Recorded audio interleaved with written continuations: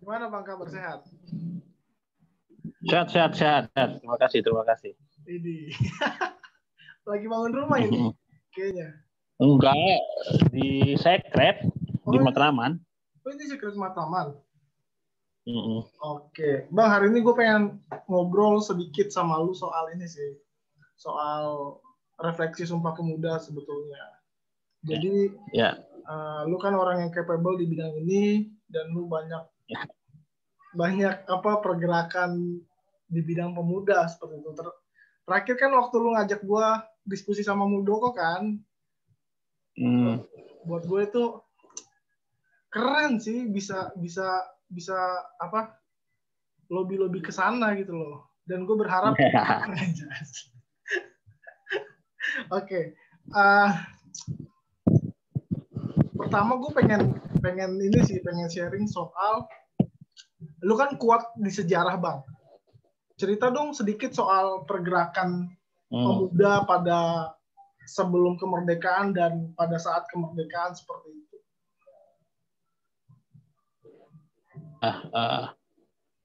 Jadi terima kasih ya buat Mas Rapco sudah mengundang saya di acara ya ngobrol-ngobrol lah kita, diskusi-diskusi terkait dengan bagaimana pemuda ya begitulah juga di masa pandemi corona ini hanya bisa ketemu via aplikasi Zoom. Iya. Tapi tidak menyurutkan semangat kita untuk berdiskusi juga dan juga bersilaturahmi.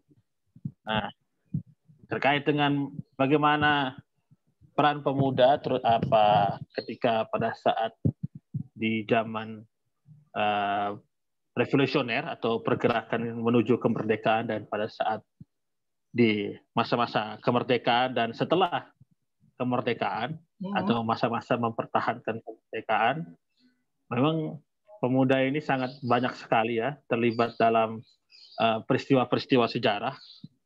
Bahkan para proklamator kita, Bapak Insinyur Soekarno dan Muhammad Hatta serta para tokoh-tokoh bangsa lainnya, founding fathers kita, memang sebelum mereka kemudian menyiapkan diri ataupun juga memasuki masa kemerdekaan, mereka juga sama seperti kita, para pemuda masih muda berjuang di tengah tekanan para agen-agen pemerintah Hindia Belanda saat itu, ya, yang waktu itu menjadi penguasa di wilayah negara kita saat itu, yaitu pemerintah Hindia Belanda.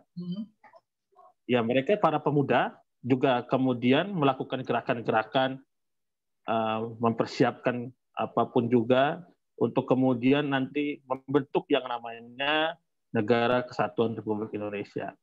Mereka sadar, para pemuda ini sadar bahwa Indonesia ini ataupun wilayah Nusantara pada saat itu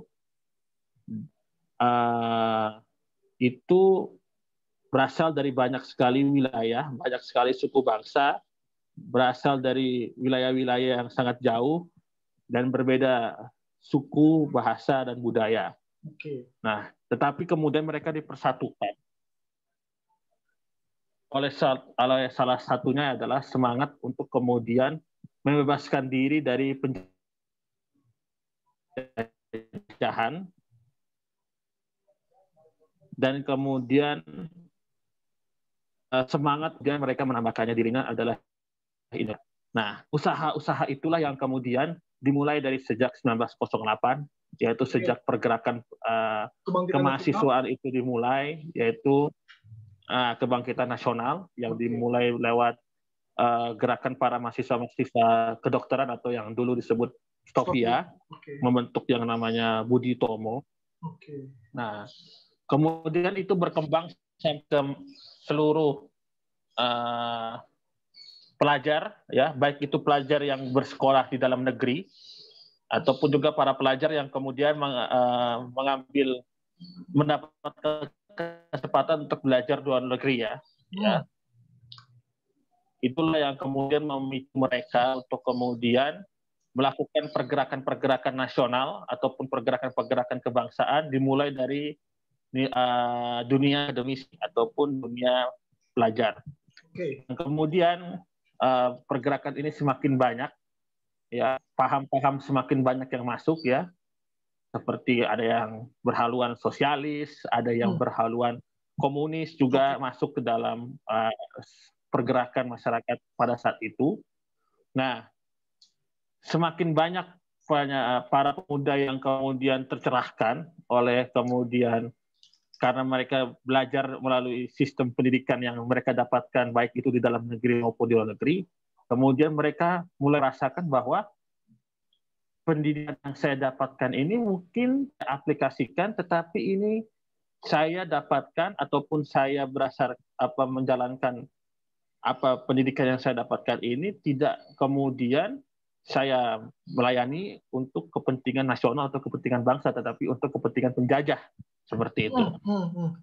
Nah, itulah yang kemudian membuat mereka kemudian berkumpul untuk kemudian melaksanakan mereka mau menyatukan kekuatan, ya, mereka mau kemudian bergabung dengan kawan-kawan yang ada di seluruh Nusantara, berkumpul.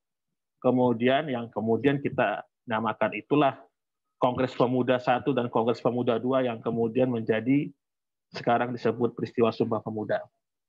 Nah, kemudian disitulah berkumpul para pemuda yang kemudian nantinya menjadi para tokoh proklamator kita. Ada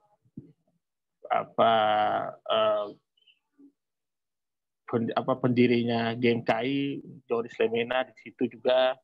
Kemudian ada yang kemudian melahirkan lagu kebangsaan Indonesia Raya, ada W.R. Supratman di sana, begitu kan. Nah, para tokoh lainnya yang kemudian masuk di dalam Kongres Pemuda itu rentetan. Kemudian barulah kita para pemuda ini yang kemudian mengalami banyak benturan, melalui banyak problematika dan permasalahan fisik, sehingga kemudian didukung dengan situasi situasi dunia saat itu di tengah perang dunia pertama dan perang dunia kedua, yang kemudian oleh penjajah kita berganti dari Hindia Belanda, dari Belanda kemudian memasuki zaman penjajahan Jepang. Nah, di mana Jepang kemudian juga memberikan janji-janji yang sama seperti pemerintah Hindia Belanda, yang kemudian pada akhirnya membuat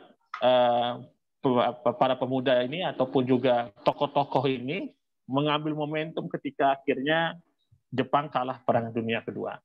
Nah, sehingga di tengah kekosongan kekuasaan dan kekosongan hukum pada saat itu, karena tidak tahu siapa yang bisa memerintah di wilayah Indonesia, karena waktu saat itu Jepang kalah Perang Dunia Kedua, maka para pemuda pada saat itu dan juga para tokoh saat itu mengambil momentum untuk kemudian memproklamirkan kemerdekaan Indonesia. Sehingga tapi kan kita sudah masuk dalam masa kemerdekaan. Ya. Tapi sebelum itu kan ada clash antara golongan tua dengan golongan muda, Bang. Ketika kemudian Soekarno diasingkan seperti itu. Itu memberikan isyarat bahwa pemuda tuh orangnya melihat momentum seperti itu. Ya, memang ada pertentangan antara golongan tua dan golongan muda tentang bagaimana cara untuk memproklamirkan kemerdekaan Republik Indonesia, begitu. Nah, saya rasa itulah yang maksudnya menjadi unik, ya, di mana para pemuda itu juga oleh para golongan tua tidak dikesampingkan, begitu.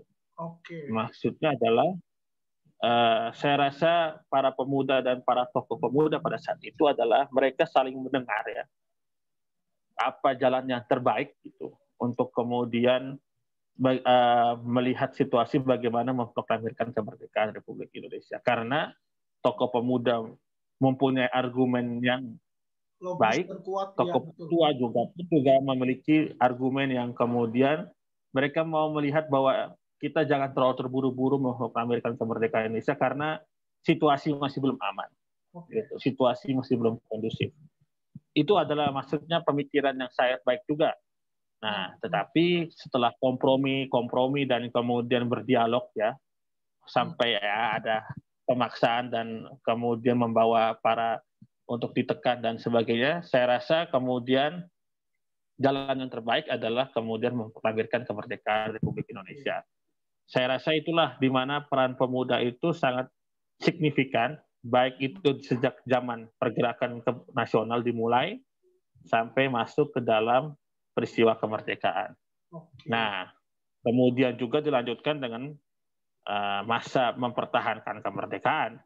Karena kita tahu setelah kemerdekaan Republik Indonesia kan tidak diakui oleh pemerintahan Belanda yang kemudian mencoba untuk membawa pasukan. Nah, disitulah peran pemuda banyak sekali ikut terlibat dalam pertempuran fisik maupun dalam meja-meja perundingan diplomasi itu para pemuda banyak ikut turut untuk sehingga mempertahankan kemerdekaan Republik Indonesia. Menarik sih.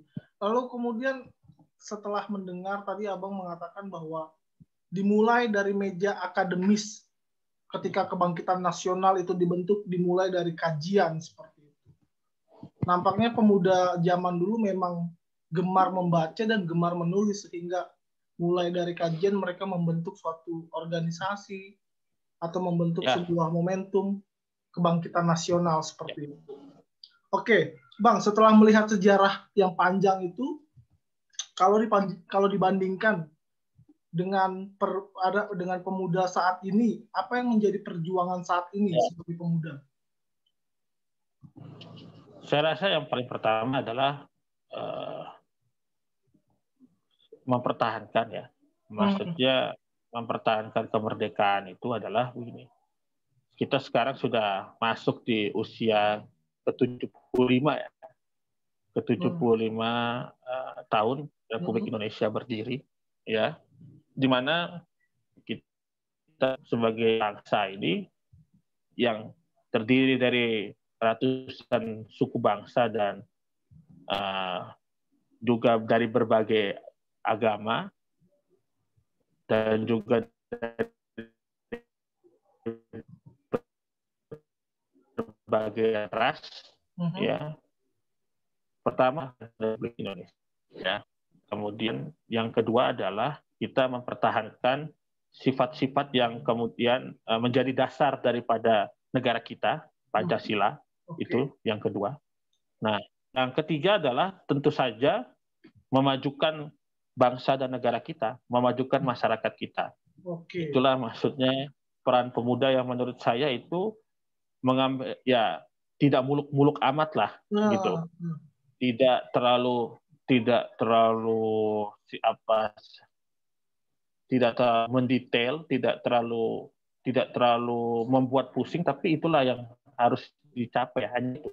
Mempertahankan kemerdekaan, mempertahankan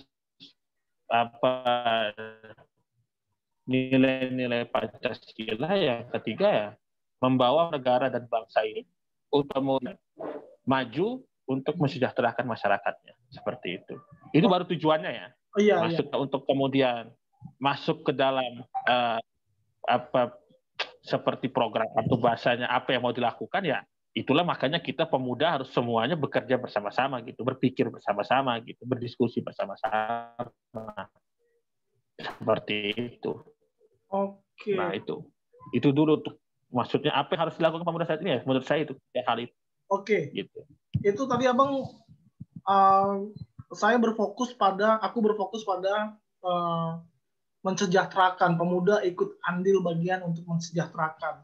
Bagaimana dengan wacana revolusi industri 4.0 yang kemudian marak didiskusikan, marak diseminarkan seperti itu? Apakah pemuda siap seperti itu? Ya, memang sebenarnya revolusi industri 4.0 itu adalah hal yang tidak bisa kita tolak ya. Pertama, begitu karena dunia ini kan terus mengalami perubahan, terus berkembang ya. dari dulu sampai sekarang, dari kita masih naik kuda, sekarang sudah naik mobil ataupun sudah terbang di udara dengan pesawat. Nah, maksudnya hal itu tidak bisa kita tolak, begitu. Perubahan zaman, perubahan teknologi. Apa yang harus pemuda lakukan ya? Pemuda kita pertama ya kita harus mempersiapkan diri, itu pertama. Ya, tapi kita harus menyadari potensi dari. Nah, kalau ditanya siap, ya, maksudnya begini. Dulu pada saat kita masih masa penjajahan, ya, kita pemuda kita itu sudah berjuang ya, sudah mempersiapkan diri gitu. Tapi masih dalam bentuk perjuangan gitu. Perjuangannya ini adalah karena pada saat itu sektornya masih di bawah masa penjajahan, dia itu tidak bisa mengandalkan yang namanya pemerintahan begitu loh, tidak bisa mengandalkan penjajah untuk membantu mereka gitu. Mereka harus berjuang sendiri. Nah, di saat ini kita sudah berdaulat, kita sudah punya pemerintahan Republik Indonesia, ya. Maksudnya adalah para pemuda dan juga pemerintah bersama dengan masyarakat itu bisa berkolaborasi, bekerja sama gitu. Tidak bisa kemudian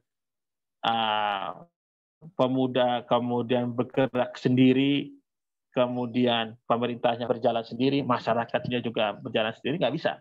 Sekarang itu semuanya harus tetap bekerja sama, ya. Kita sudah punya pemerintahan yang berdaulat. Saya rasa pemerintah pun juga sudah paham terkait dengan revolusi 4.0 ini, ya.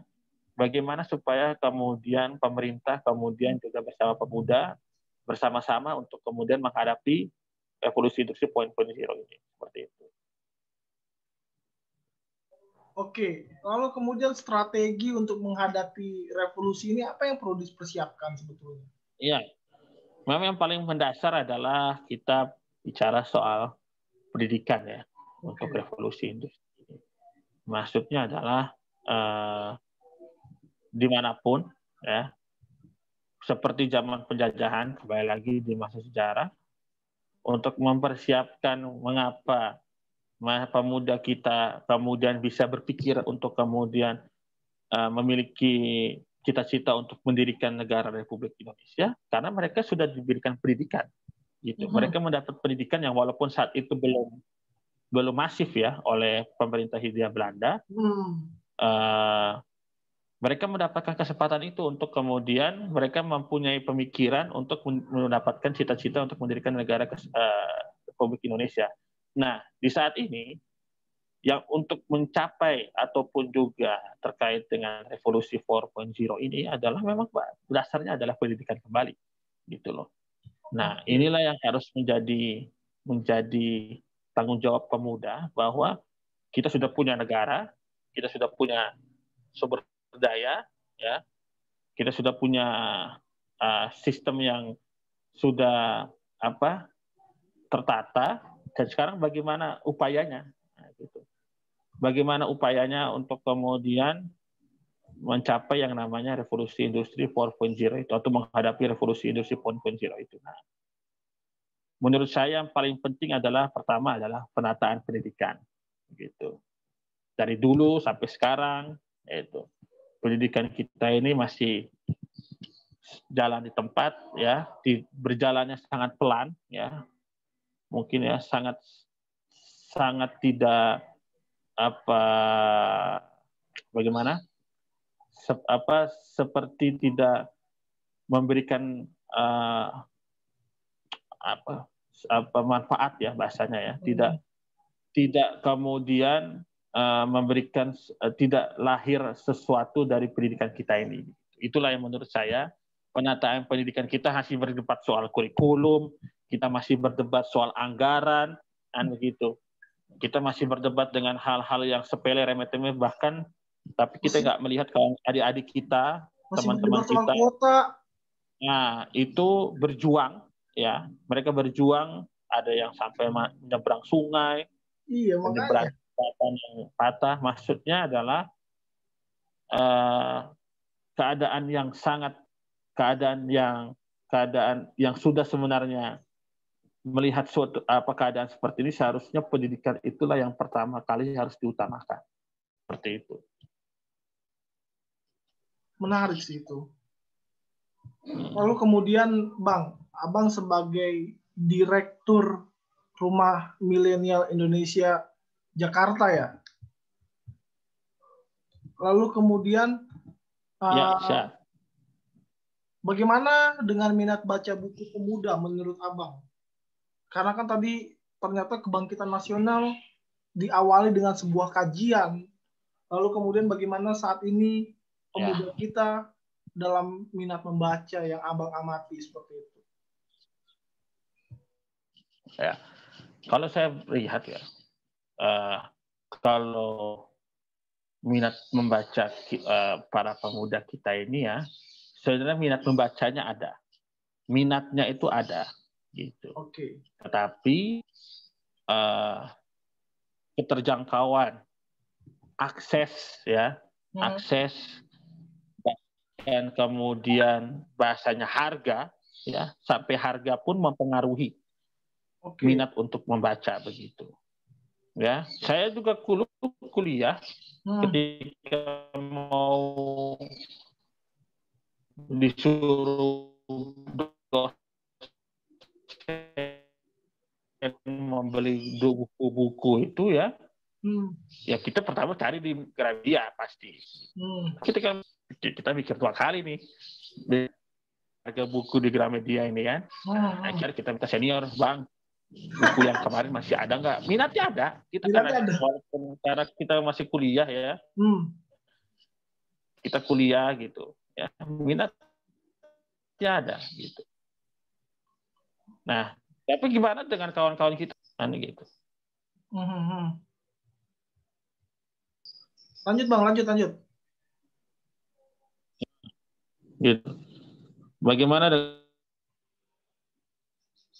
apa yang membuat minat pembacanya rendah? Begitu. Akses, ya, akses ke pendidikan, akses ke keterjangkauan, begitu. Ya, kita yang sudah kuliah saja masih berpikiran ini harga buku aja mahal, begitu. Kita harus pinjam ke senior.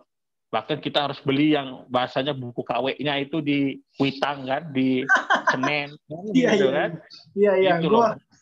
Harganya banting gitu. Kalau di Gramedia 130.000, di Kuitang cuma 60.000. Itu kan udah jauh gitu kan. Betul. Makanya udah bisa dapat 2 buku, makanya itu. Akses kita untuk mendapatkan buku itu sangat susah gitu loh. Ya. Gitu di Indonesia ini. Perpustakaan pun ya itu juga, kita minjam ke perpustakaan, saking senangnya kita baca, buku pun nggak dibalikin kan gitu. Jadi kawan-kawan kita yang mau baca yang lainnya nggak dapat. Nah itu dia, seperti itu. Jadi menurut saya, akses untuk mendapatkan buku itu susah, sehingga akhirnya dilihat bahwa minat kita tuh, padahal sebenarnya enggak, minat kita ada gitu. Kita mau membaca, tetapi akses kita untuk, misalnya kawan-kawan kita yang nggak sekolah ataupun nggak kuliah, mereka mau membaca, tapi mereka terbentur dengan realita yang kemudian, ngapain baca buku? Kamu kan harusnya kerja, kamu harusnya cari uang. Betul. Seperti itu.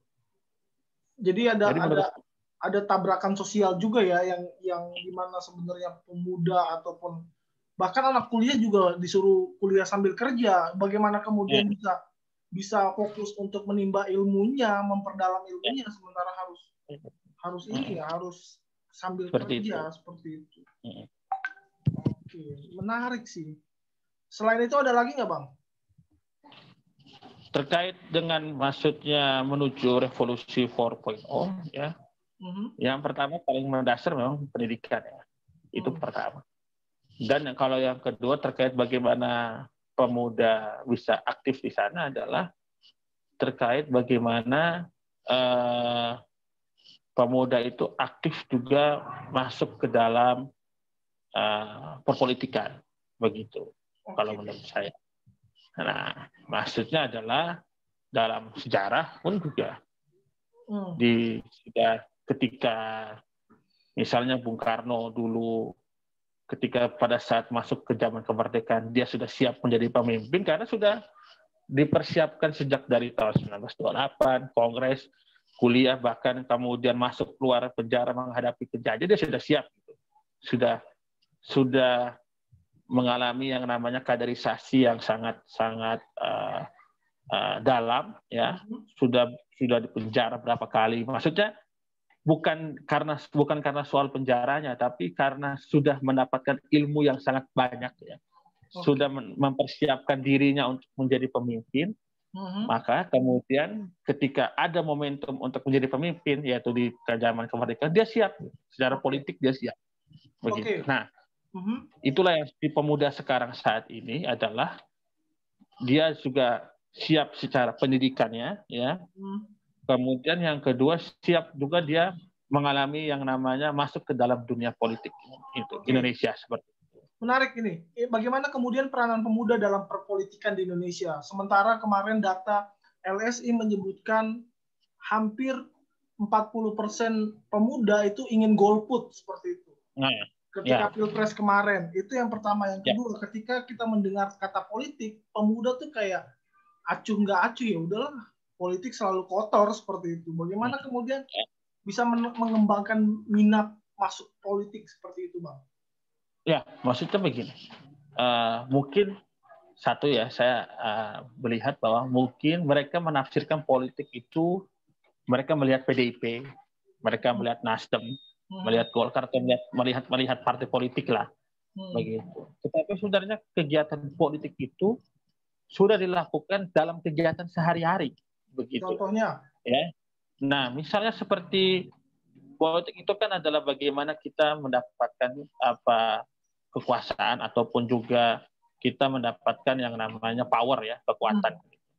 Ya, seperti kita dalam misalnya kita mau pemilihan ketua kelas kan gitu. Kemudian juga dalam bekerja kita mau tampil lebih baik daripada pekerja yang lain gitu, ya. Itu adalah sebuah pemikiran politik gitu. Itulah dimana kita sudah terjun dalam politik gitu. Ataupun sudah kita masuk ke dalam yang namanya politik itu ya dalam hal-hal seperti itu gitu. Di dalam misalnya di dalam tempat ibadah kita mau lebih diperhatikan, di masyarakat kita juga mau lebih didengar. Nah, itulah yang namanya politik itu seperti itu gitu.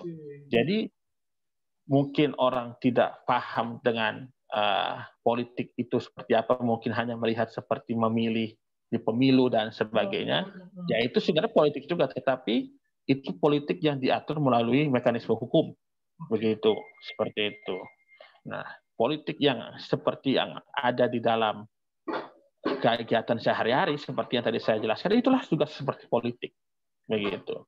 Nah, maksudnya sekarang kenapa kemudian para pemudanya berpikiran untuk golput, ya, satu seperti yang saya bilang, mungkin mereka belum paham, ya, mereka masih melihat politiknya secara sempit. Yang kedua, ya, mungkin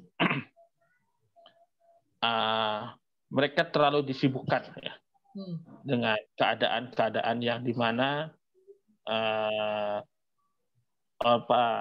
keadaan masyarakat kita ini masih membutuhkan yang namanya kita harus mesti membiayai, kita masih harus ada tanggungan dan sebagainya, sehingga akhirnya saya nggak bisa terlalu fokus di dalam politik karena saya masih punya hal yang harus saya urus seperti itu. Tapi yang menjadi dilematis adalah politiklah yang bisa mengubah itu sebenarnya, begitu. Yang bisa mengubah suatu keadaan itu adalah suatu kebijakan ataupun suatu usaha-usaha politik, begitu. Jadi kalau misalnya begini, mau terlibat politik tapi terkena banyak sekali tanggungan, tapi yang bisa mengubah kau nggak punya tanggungan ataupun juga bagaimana ke depan mengurus tanggungannya itu dengan baik, ya itu hanya dengan kebijakan politik seperti itu. Makanya itulah yang oleh saya sebenarnya mendorong para pemuda, ya lebih baik kalau memang ada kesalahan, kesusahan ataupun juga mengalami yang namanya tidak tidak sejahtera ataupun apa yang cara yang paling efektif adalah ikut dalam kegiatan politik seperti itu. Asik sih, menarik sih. Lalu kemudian Bang, kan pemerintah kita kemudian mengusung atau apa bahasanya program UMKM seperti itu. Apakah kemudian pemuda dalam ke depan bonus demografi ini punya concern atau menjadi pelaku UMKM seperti itu? Sebenarnya ini disadari bahwa UMKM itulah sebenarnya adalah tulang punggungnya perekonomian Indonesia. Ya, bukan industri, ya, bukan pabrik, ya, bukan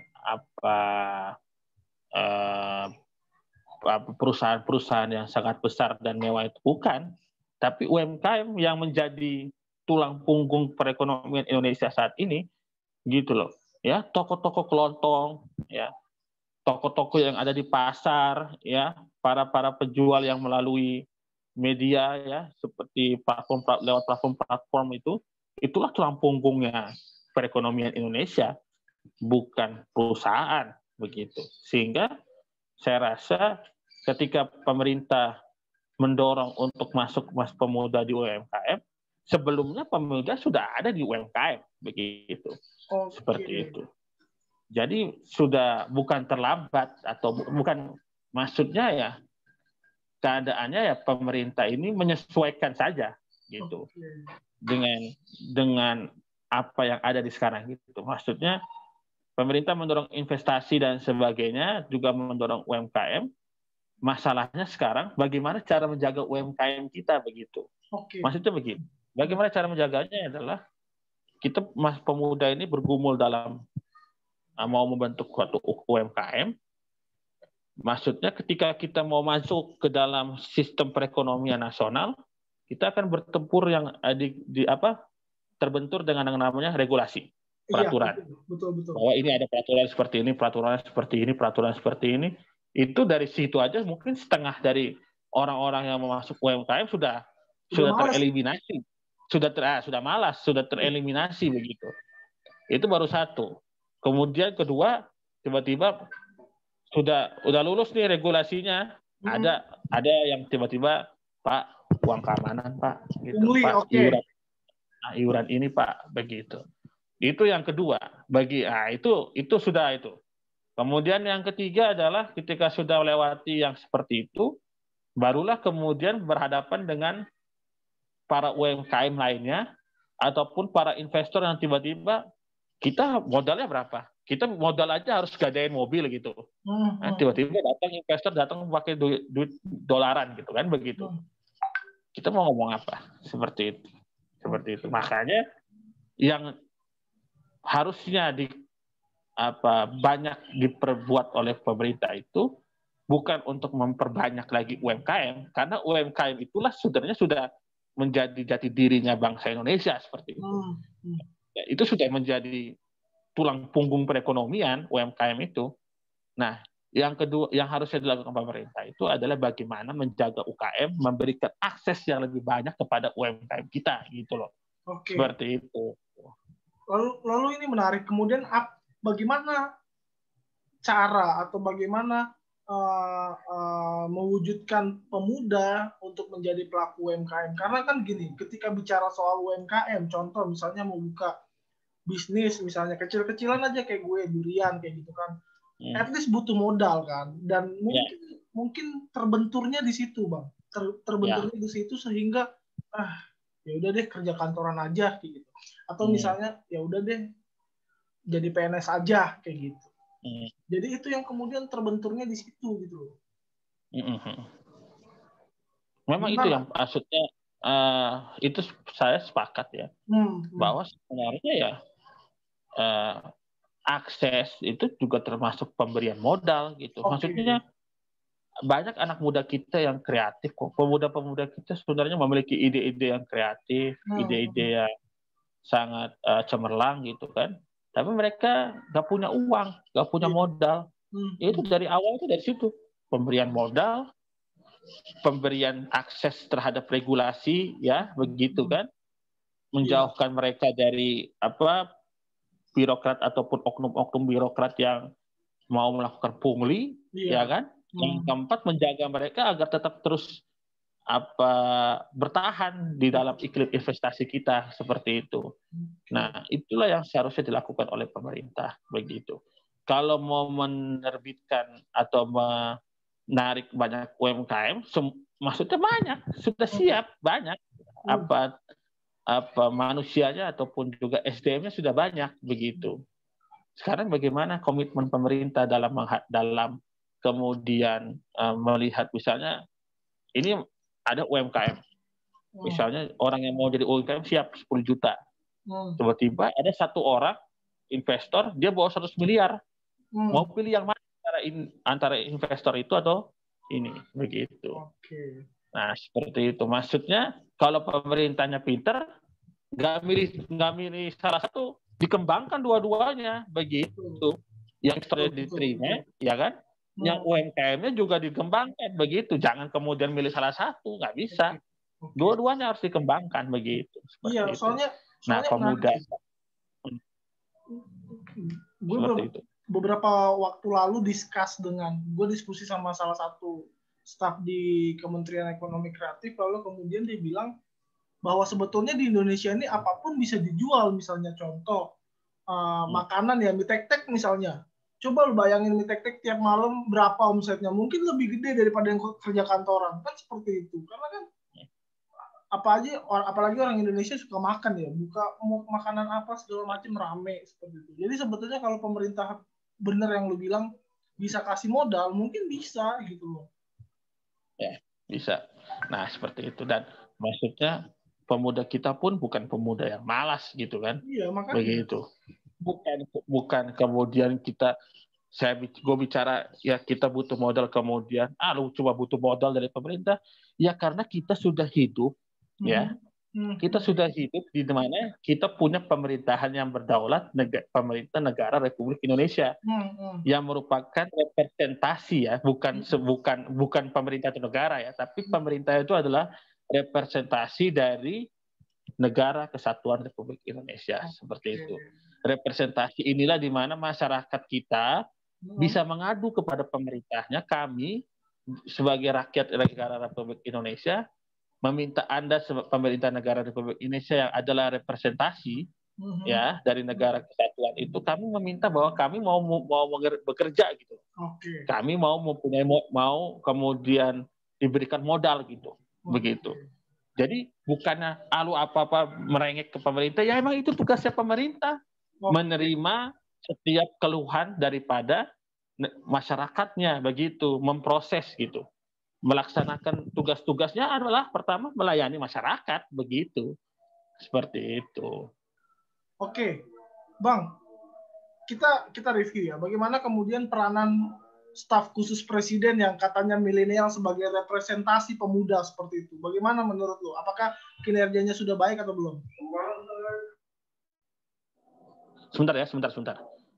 Oh ya, apa yang dibilang, maksudnya terkait dengan staf khusus milenial adalah, saya paham, pertama, presiden ini Bapak Presiden Jokowi ini ingin memperlihatkan kepada publik bahwa dia melakukan langkah politik ya, dengan cara memberikan suatu kesan kepada publik bahwa dia ini memperhatikan pemuda dan generasi milenial begitu, sehingga akhirnya dia mengangkat beberapa staf milenial yang bisa masuk ke dalam lingkaran lingkaran kekuasaan di mana kebijakan politik itu dibuat. Gitu. Pertama itu. Nah, kemudian yang kedua adalah sayangnya ya. Pertama langkahnya sudah bagus, itu pas. Yang kedua adalah sayangnya kawan-kawan staf milenialnya ini mungkin ada yang belum paham begitu terkait dengan bagaimana menjalankan kekuasaan di dalam lingkaran kekuasaan, di dalam menjalankan kebijakan di dalam lingkaran kekuasaan begitu. ya. Jadi dari beberapa staf milenial yang diangkat, ada yang bagus, ada yang sudah kemudian menjalankan tugas-tugasnya dengan baik, gitu, melakukan komunikasi publik, komunikasi politik dengan kelompok-kelompok masyarakat, gitu. Tetapi ada yang kemudian mungkin belum paham, gitu, karena jadi saya bilang masuk ke dalam sistem perpolitikan itu tidak butuh waktu yang singkat, gitu. Dia butuh waktu untuk diproses seperti itu. Dia perlu waktu untuk menjalani suatu proses, gitu. Tidak kemudian dia ucuk-ucuk. Nah, itu ada prosesnya, gitu. Maksudnya saya tidak melihat ini mendiskreditkan pendidikannya, ya. Tidak mendiskreditkan apa yang sudah dia capai. Tetapi ada hal-hal di mana ketika masuk ke dalam dunia politik, terutama langsung ke dalam pembuat kebijakan di lingkaran kekuasaan, dia itu perlu mendapatkan suatu pendidikan kader politik seperti itu. Nah, ini mungkin dari beberapa staf milenial itu ada yang belum dapat, gitu. Ada yang belum mengalami itu, begitu. Bukan saya melihat bahwa dia nggak pintar, pendidikannya rendah atau enggak ada. Karena yakin semua pendidikannya tinggi, tapi momentum ataupun juga mendapatkan suatu pengalaman politik dia belum, gitu. Makanya dia agak kaget, agak bagaimana berjalan di pemerintahan, karena kan pemerintahan ini punya sistem. Pemerintahan ini punya hubungan atas bawah, top down-nya ini jelas, begitu. Tapi itu harus dimainkan dengan regulasi-regulasi yang ada. Ada undang-undangnya, ada peraturannya, ada pasal-pasalnya. Nah, itu banyak, gitu. Dan mungkin ada beberapa staf milenial yang kemudian akhirnya mengundurkan diri, mungkin mereka nggak paham soal itu, belum terlalu mengenal soal itu, begitu. Oke, menarik sih Bang. Lalu kemudian nih, kita sudah ngobrol panjang lebar soal pergerakan bangsa, lalu kemudian refleksi pemuda saat ini. Pesan lu terakhir untuk pemuda agar percaya diri menjadi atau berpartisipasi dalam bonus demografi 2045. Apa pesan lu? Maksudnya yang pertama adalah pemuda ini jangan takut lah, ya. Yang pertama, jangan takut dalam memberikan suatu perubahan, jangan takut untuk ikut dalam suatu perubahan, jangan takut untuk menciptakan suatu perubahan, ya. Karena apa yang ada saat ini itu tidak berlangsung lama, gitu. Setiapnya akan selalu berubah, ya. Tetapi tetap yang harus kita usung adalah kita tetap mempertahankan negara kesatuan Republik Indonesia, kita tetap mempertahankan nilai-nilai Pancasila, ya. Yang ketiga, kita tetap memajukan bangsa dan negara kita ini untuk kemajuan masyarakat. Pemuda yang saat ini harus bisa memberikan ide-ide yang revolusioner, ide-ide yang inovatif dalam koridor dia tidak melakukan kegiatan kriminal seperti itu, tidak melakukan kegiatan-kegiatan yang kemudian melanggar hukum pidana seperti itu. Nah, mungkin agak kontradiksi, tetapi seperti yang saya lihat kawan-kawan yang melakukan aksi ataupun juga melakukan aksi demonstrasi seperti itu, tidak ada masalah karena di dalam undang-undang menyampaikan kebijakan publik itu diatur dalam undang-undang dasar dan ada undang-undangnya. Nah, yang membuat saya mau bilang itu adalah yang melakukan pencurian, yang melakukan penipuan. Nah, itu jangan dilakukan. Maksudnya seperti itu. Kawan-kawan mempunyai tempat yang cukup, ya, koridor yang luas. Nah, tetapi ada pembatasan-pembatasan yang kawan-kawan pemuda tidak boleh lakukan, yaitu jangan melakukan kegiatan pidana seperti itu. Jadi saat inilah di mana pemuda ini, kaum milenial ini, ya, generasi milenial ini mendapatkan tempat yang luas begitu, untuk kemudian mengajak kawan-kawan pemuda yang lain yang mungkin belum mendapatkan kesempatan, ayo kita bersama-sama, begitu, seperti itu. Oke, menarik sih itu, Bang. Ini gua stop recording ya. Ya. Oke.